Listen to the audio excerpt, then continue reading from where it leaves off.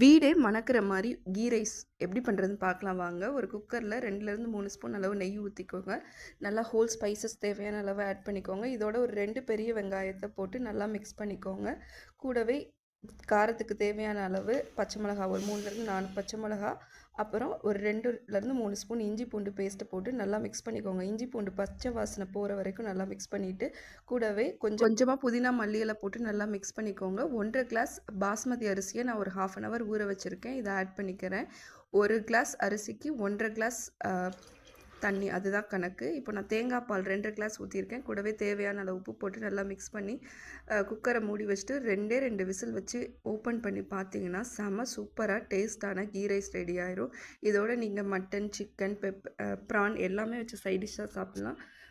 கடைசியாக கொஞ்சமாக முந்திரி பருப்பு தாளித்து மேலே ஆட் பண்ணிங்கன்னா இன்னும் நல்லா டேஸ்ட்டாக இருக்கும். கண்டிப்பாக ட்ரை பண்ணி பாருங்கள். செம சூப்பராக இருக்கும்.